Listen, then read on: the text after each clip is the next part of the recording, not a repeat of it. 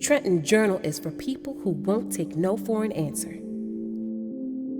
Trenton Journal is for community leaders. Trenton Journal is for people who won't settle.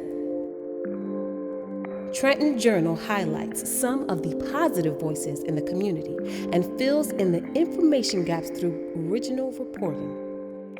Kenneth Miles, welcome to Capital Conversations. I'm the founder and publisher of the Trenton Journal, and today I have with me the one and the only Latarsha Burke, CEO of the African American Cultural Collaborative of Mercer County. Yes, you got it. You got it. On first take. Thank you for joining us. All right, so I'm excited to have you here. There are a lot of questions that I have for you as it pertains to the Juneteenth Festival, the work that you do in the city, because you're not just working with the African American Cultural Collaborative, you're on boards, you do a lot of work, and we are living in very strange times, shall I say. So let's just get into it. For those who may not be familiar with your work, let them know a little bit about your background. Again, my name is Latarsha Burke. I'm originally from Jersey City, New Jersey. I moved to the Trenton area in 1990 as a college student at Trenton State College. I became introduced to Trenton through meeting the employees on campus. I would go to lunch in what we know as Decker Hall at the College of New Jersey now.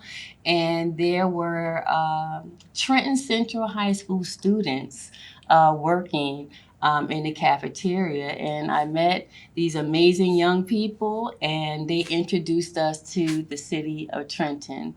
And most oddly, my first introduction to Trenton was campaigning for Mayor Doug Palmer in 1990. But my introduction to Trenton was amazing. I met so many people who embraced me here. And those were some of the best years of my life, those 4 years of college. And I met my husband my senior year of college, and we're still married. So it's been like 31 years of matrimony and togetherness with Andre Burke. And we have 4 children and 3 grandkids. All right, all right. So let me know a little bit about your work at the African American Cultural Collaborative. How was it founded? How did you get involved? Yes. So my career began in 95, soon after I graduated at the Mercer County Youth Detention Center, where I worked as a juvenile detention officer. And there's nothing in a book in college that can teach you of the realities of working in juvenile justice. And so during my time there, my role was supposed to be as a detention officer, but I was more on social worker mode. Right, I was reading to the youth, I was talking to the youth, I was talking to the parents. And after 5 years, I knew that was not the space for me. I transitioned into working in residential programs, group homes, mental health day treatment programs, and a juvenile justice day treatment facility for youth one step away from their time in Jamesburg.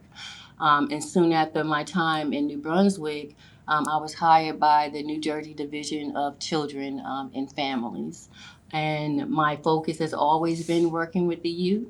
And so I immediately went into working in intake and then permanency and then ending at adolescence with a focus on adolescent expecting and parenting youth. I've been with the state for 20 years. I've been in and out of homes across the state of New Jersey, but particularly in Trenton, it discouraged me. Like, I could not understand how folks can work in social services and forget about what happened during that 9 to 5 time frame and go home and just live their day-to-day life. It impacted me. And one thing I wanted to do was to bring joy and a sense of pride to these families in the city of Trenton. I know growing up in Jersey City, you know, my mother, she came from Fayetteville, North Carolina. She worked her 9 to 5. Her goal was for her baby, Latarsha, to be a straight A student, go on to college, and make a life for herself. She could not afford those arts and cultural experiences. And I was not exposed to that until I was 18 and never knew that New York City was right there with everything you can imagine around arts and culture. But I did not leave the 4 or 5 blocks of my community. And I saw that happening with the youth that I served in the division. So I wanted to change that. My thoughts were, if they can't get to it, we need to bring it to them. And that's been my passion for over a decade. And it just so happened that L.A. Parker, who's a writer for editor writer for the Trentonian, he was looking to do what they call the Trenton African American Pride Festival, and I saw it in the newspaper. He was asking for volunteers, and so I spoke with my husband about it. And fear almost stopped me from going. And my husband was like, "Just go, Tasha." Fear of what? The unknown, not knowing the city, the people, really, not having that connection, not being from Trenton, and just kind of stepping out of my box of my 9 to 5 and my family, because that had been my whole entire focus. So I did decide to go to this meeting that was at the Trenton Marriott downtown. And I recall walking in, and the first person I interacted with was LA. And he said, "Who are you?" I said, "I'm Latarsha Burke." And he said, "So what are you going to do for us?" I said, "Whatever I can do to assist. Just assign me and I'll do it." And from there, it's been a ride. Initially, I assisted with logistics for the Trenton African American Pride Festival. I think that first year we had about 5,000 people at Calwater Park. That's a lot of people. Yes, and then we went to year 2. The crowds continued to grow, and then LA decided that he no longer wanted to do the festival, and he was going to step away. And I never forget that email from him, because I really looked up to LA and his passion for the community, for the people to have a sense of pride and to understand their culture and history. And at that time, I couldn't understand why. And one thing he said was, "I planted the seed." And he said, "Latarsha, I'm going to, talk to the team, and I'm going to advocate for you to step in." I had never had experience with fundraising, community outreach, no, for the initiative, leading a team as LA did. So again, fear stepped in.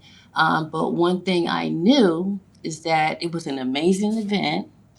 It could not end. And the team that was solidified at that time had to continue the work of L.A. Parker. And so we went on. 2014 it grew, 2015 it grew. Mid 2014, I became the CEO and executive director. At that time, it was the Trenton African American Cultural Fest, not the Pride Fest. And then as a team, we decided to pause. That was 2016. We decided to pursue our nonprofit status at the urging of the Congresswoman Bonnie Watson Coleman. She said, "You guys are not going to be eligible for the funding that you need if you're not a nonprofit." And so with the support of Nikki Musgrove, who's currently employed with the city of Trenton, the New Jersey Pro Bono Partnership, because we thought we didn't have the funds to make that transition, but they supported the whole transition into the nonprofit. We became the African American Culture Collab of Mercer County. And instead of just having the Cultural Fest, our annual Youth Sports Expo, we had a Youth Film Festival. We just continued to build on the Pride Festival. And so it's been a journey. And we came downtown, and First Fridays downtown Trenton started with the sponsorship of TD Bank in 1911, Smokehouse Barbecue. Maurice Howlett, he was completely on board. I believe he was just opening his doors at the time. And we started off with 10 people. And over the years, it just grew. You mean volunteers? 10 volunteers? 10 attendees. Oh, really? Okay. No one was outside downtown. I recall one of our first events, we were all sitting out in the rain under two tents on Front Street. And, Maurice was like, we're going to keep going. We're going to keep going. And First Fridays grew to what it was. I was so sorry that it had to end. When events grow like that, of course, costs grow. And again, all of our events are free to the community. We do not charge anything, but there was a concern for safety, and we had to make that harsh decision.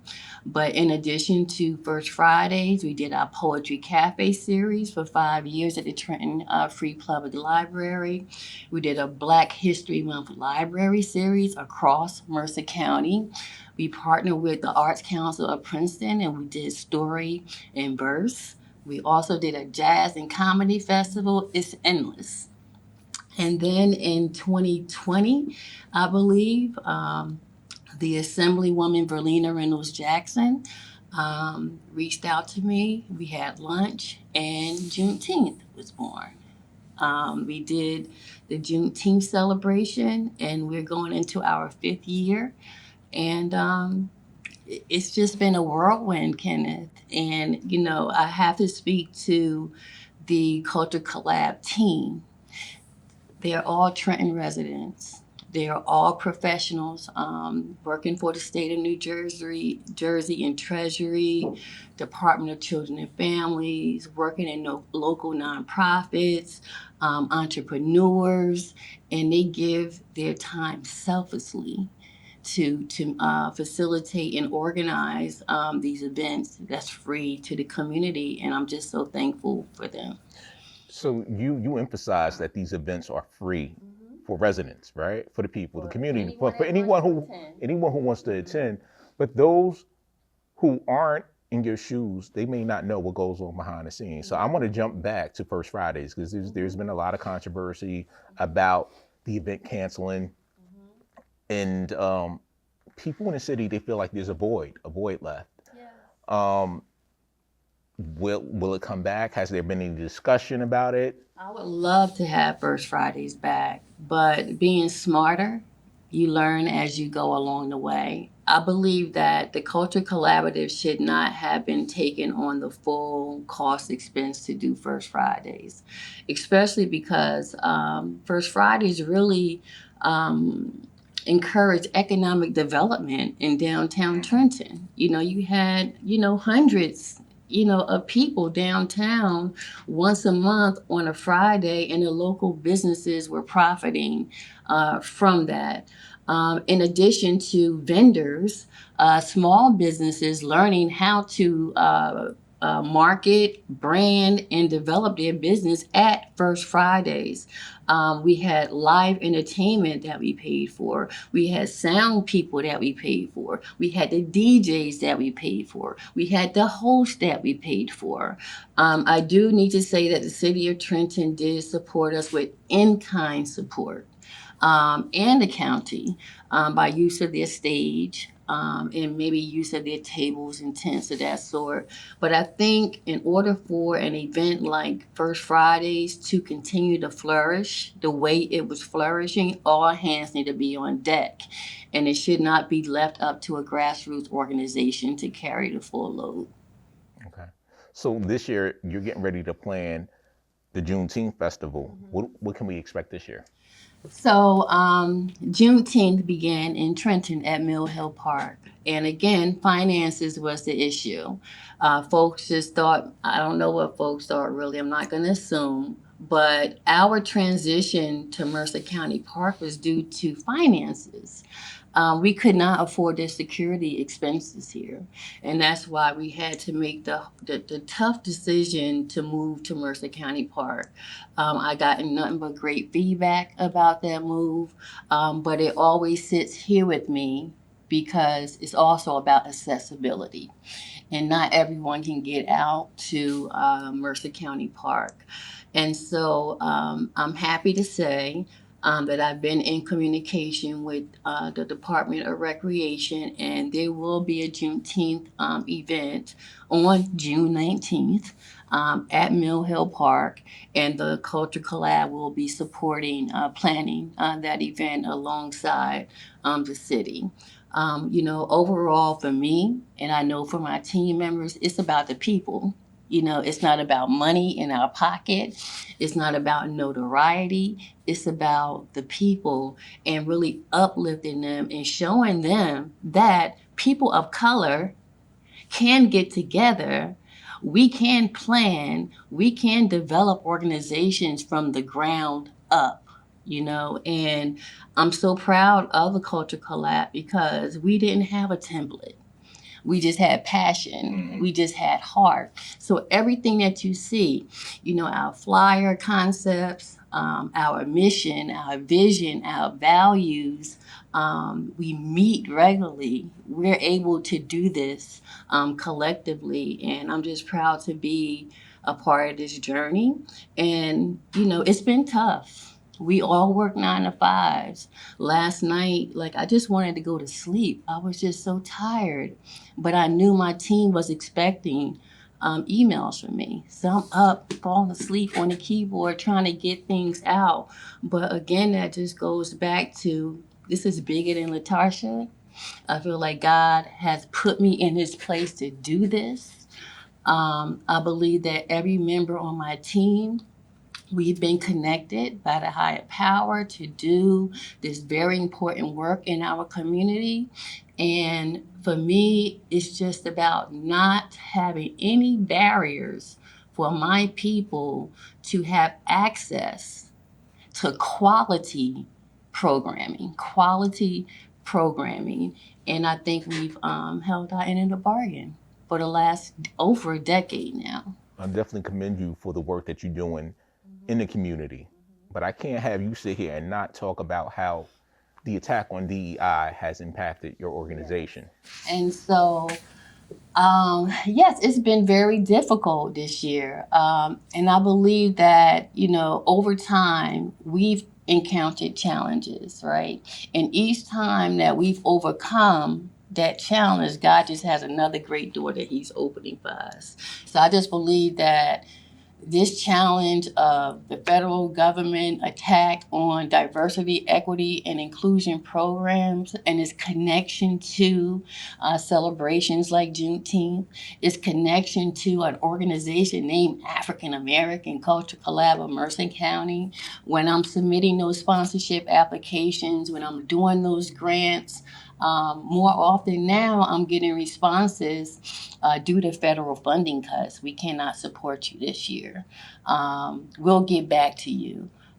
We need to meet about this. Or no response at all. And so I'm just thankful for the sponsors that are sticking with us, such as Capital Health, such as Thomas Edison State University.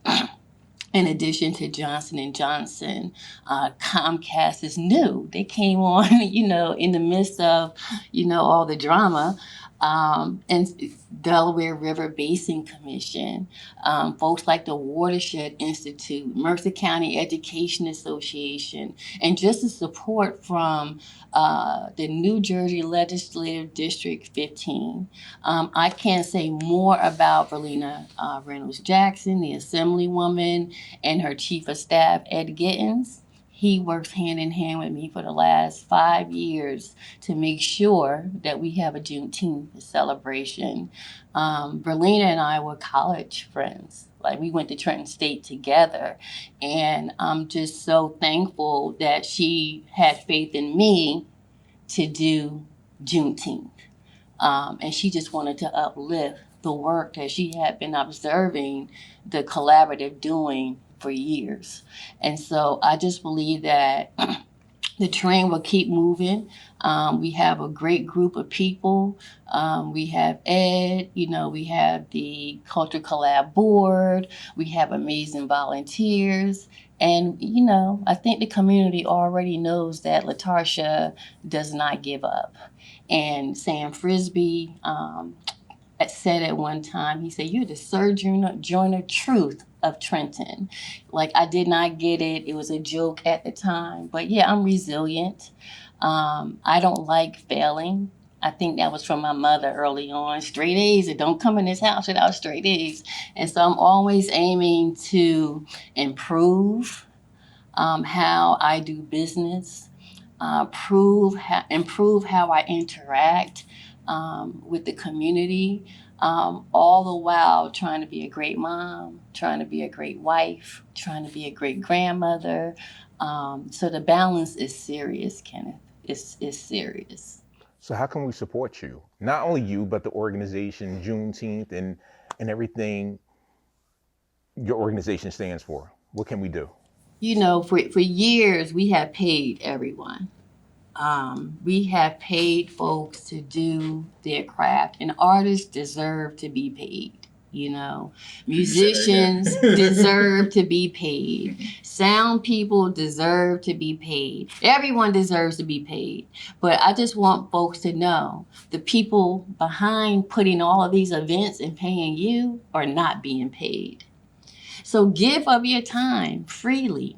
We're not saying, just always support the collab with free or in-kind support, but sometimes it's needed, and it's needed now around this Juneteenth event. Yes, we have our headliner. Me and Ed sat up the other night late, and we've mapped out the schedule already. It's a done deal, but we want people to volunteer. Our volunteer chair, Regina M. Jackson, she does a great job, but it's tough getting people to just give an hour or two to support an initiative. And, someone on Facebook said, "I don't support people that don't support me." Well, I just want to say, I can't be at every event, I have a sick mom at home. I have to make sure that my foundation is solid. During the week, it's nothing but work, work, work. If you don't see me, I'm still working. I'm still working for community. And, I'm working on the end with the collab to further build up the team so we can be more present for other folks, events that they have. But we do need support to keep this train rolling, because outside of the NAACP, there's no local urban league here. It's the African American Culture Collab of Mercer County, and I will not allow the Culture Collab to fail. Like, it's a definitely a priority in my in my life. And 20, 30, 40 years from now, this train is still going to be rolling. And the NAACP had to start from somewhere. The Rainbow Coalition had to start from somewhere.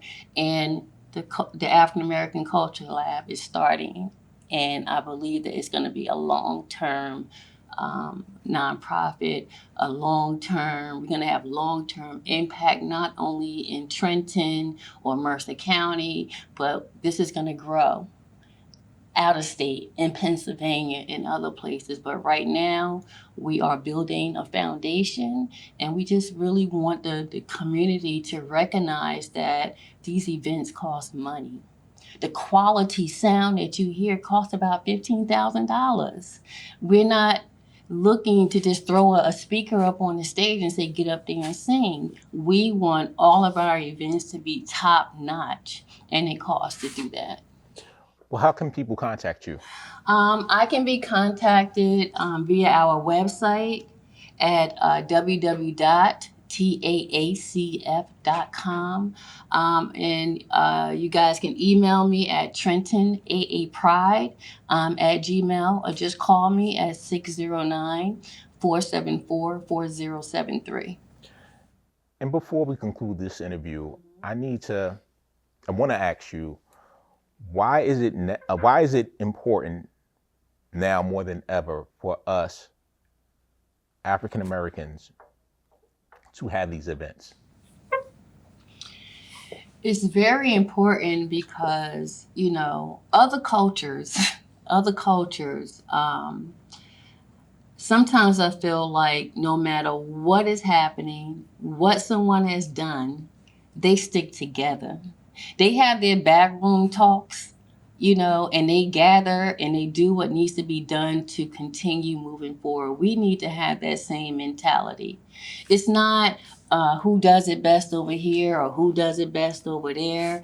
All the time I say, Newark, I look at Newark all the time. I look at Jersey City and how, it's flourishing.